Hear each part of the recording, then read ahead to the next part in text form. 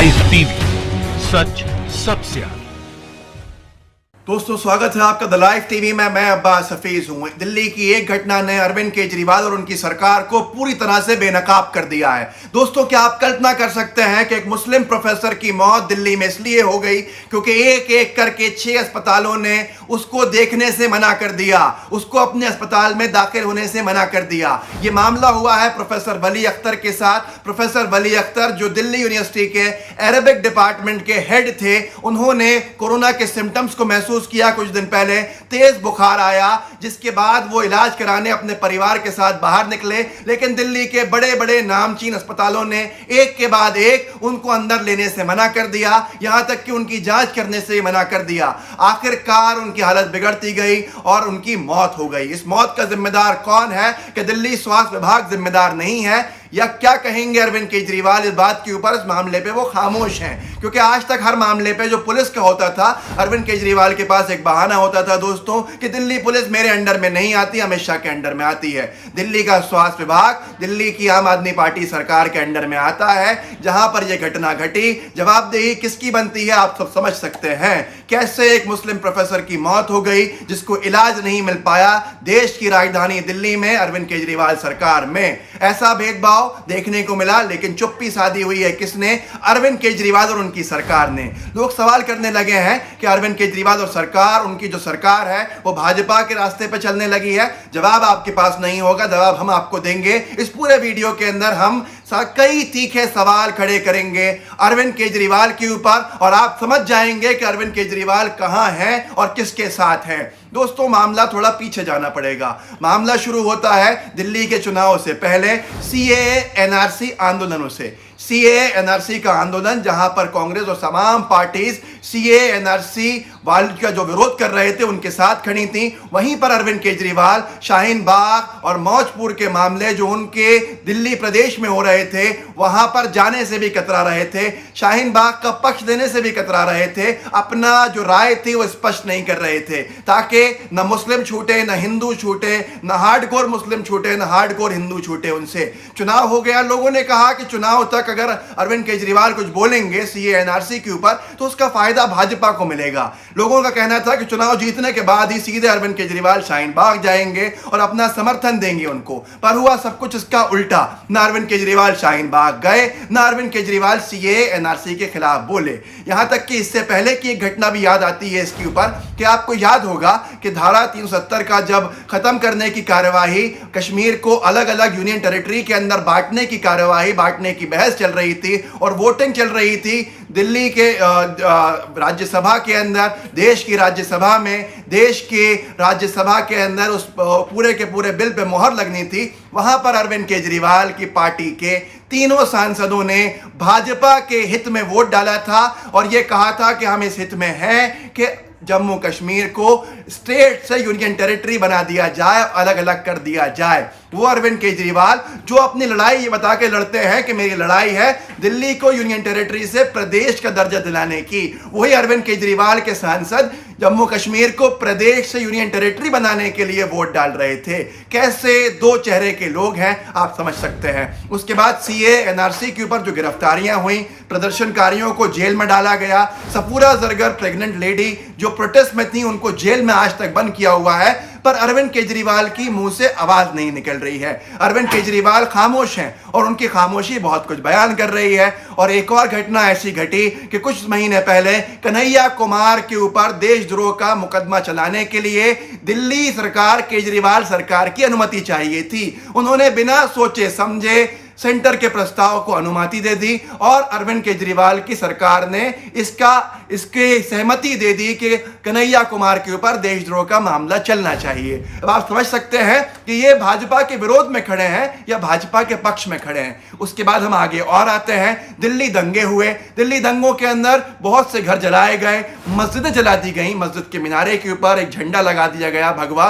अरविंद केजरीवाल न उन इलाकों में गए, न लोगों से मिले जो पीड़ित थे, न लोगों की आवाज उठाई, बस ये कह के अपनी बात काटते रहे, अपने आप को संभालते रहे, अपने आप को बचाते रहे कि दिल्ली पुलिस मेरे अंडर में नहीं आती, मैं कैसे एफआईआर के आदेश दे दूंगा, मैं कैसे कार्रवाई के आदेश दे दूंगा।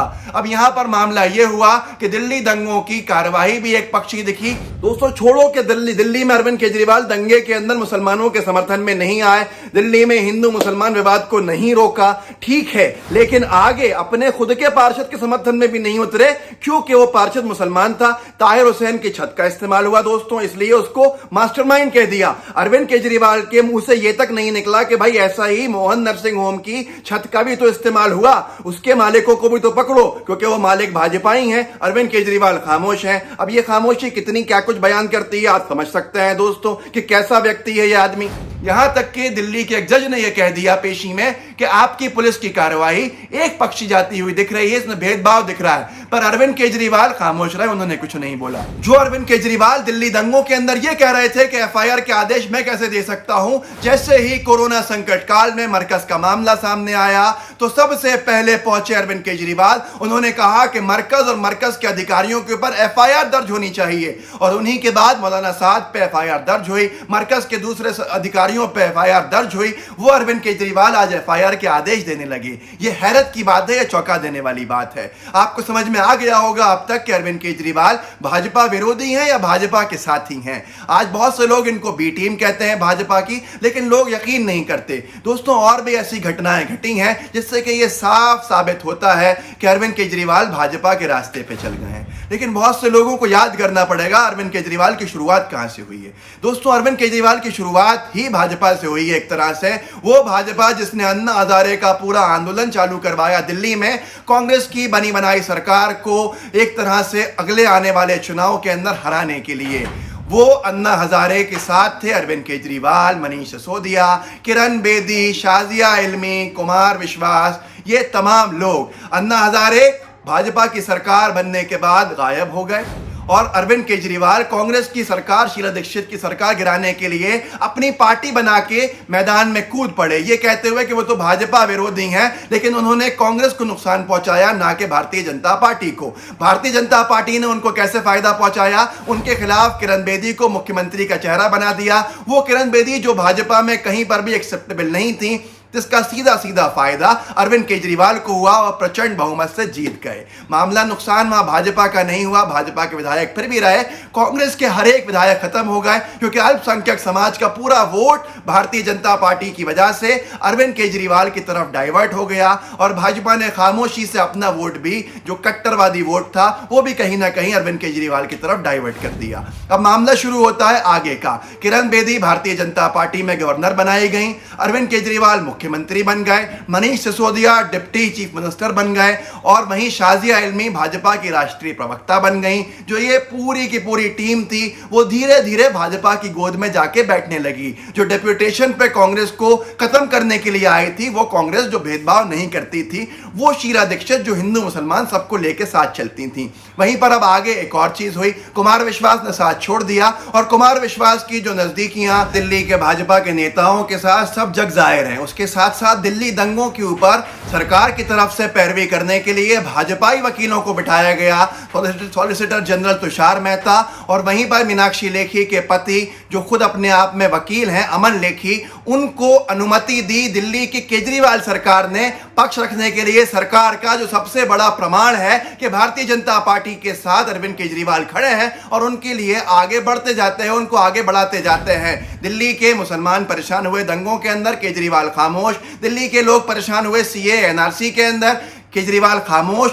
जो बर्बरता बरस सकती थी केंद्र सरकार, उसने काम किए अपने, केजरीवाल ने कुछ नहीं कहा। कन्हैया कुमार के ऊपर देशद्रोह का मामला मैंने आपको बताया, चलाने के लिए अनुमति केजरीवाल सरकार ने दी। वहीं पर दिल्ली दंगे के अंदर जो पीड़ित लोग थे उनके मुआवजे तक की बात केजरीवाल सरकार ने ठीक से नहीं करी। वहां तक, यहां तक कि एक पक्षी कार्रवाई के ऊपर भी वो एक लफ्ज नहीं बोल रहे हैं। ऐसी महिलाएं जेल के अंदर हैं जो मुस्लिम महिलाएं हैं, उनको छुड़ाने के लिए केजरीवाल ने एक लफ्ज नहीं बोला है। तो सीधे सीधे समझ में आता पता है कि कौन भारतीय जनता पार्टी के साथ है और कौन भाजपा की बी टीम है। फैसला आपके हाथ में है, आप कर सकते हैं, कीजिए। लेकिन ये सारी स्थिति भयावह है। एक और घटना घटी है कि कचरे के डब्बे में से शव मिला, वो भी केजरीवाल सरकार में हुआ।